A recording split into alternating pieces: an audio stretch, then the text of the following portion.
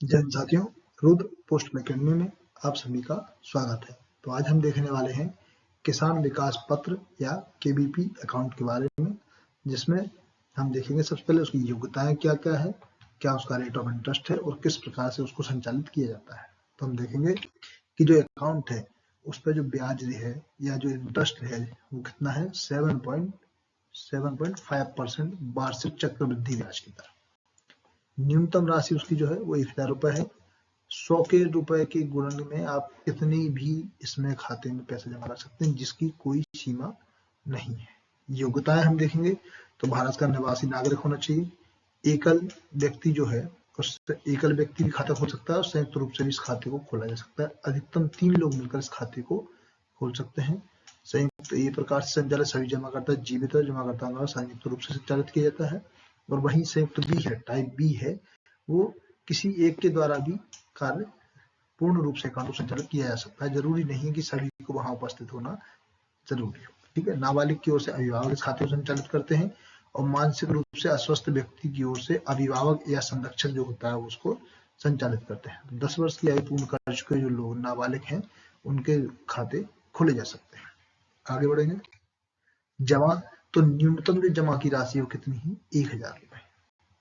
न्यूनतम कितना, मतलब मिनिमम आप अकाउंट खोलना चाहते हैं तो 1000 रुपए होना कंपलसरी है।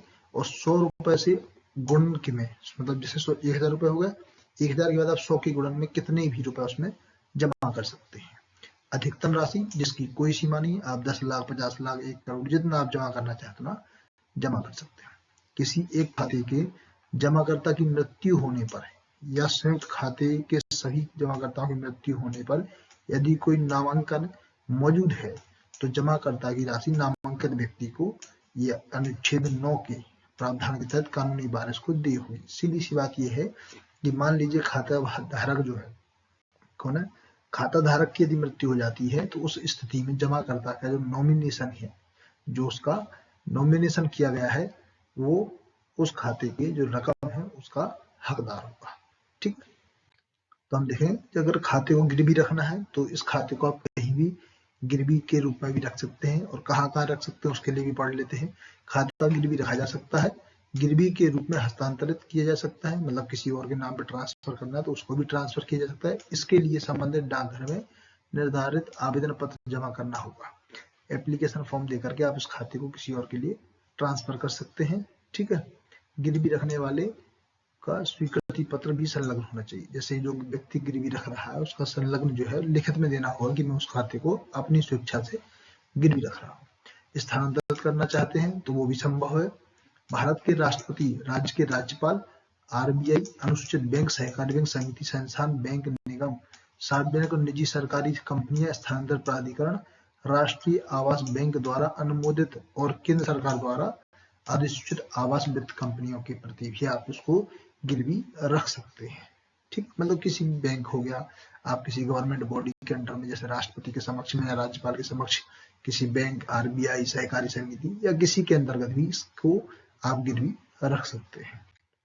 दूसरा, खाते को ट्रांसफर, तो खाते को ट्रांसफर किया जा सकता है।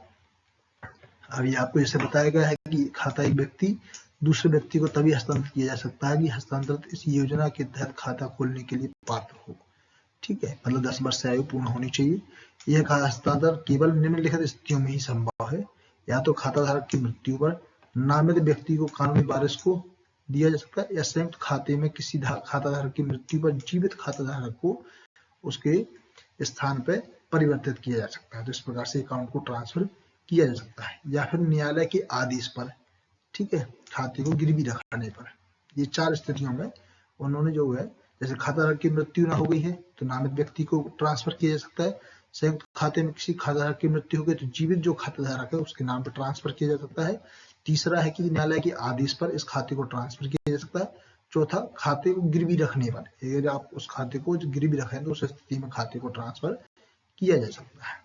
अब देखते हैं परिपक्वता, तो खाते में जमा राशि परिपक्वता पर दोगुनी हो जाती है। मतलब 115 महीने का जो समय रहता है उस अवधि के अंतराल में जो आपकी रकम है, मान लीजिए आपने 10,000 रुपए जमा करे हैं तो वो 115 महीने के बाद 7.5% की ब्याज की दर से आपके खाते में 20,000 रुपए हो जाएंगे। 10,000 की राशि कितनी जाएगी, दोगुनी हो जाएगी, 20,000 रुपए।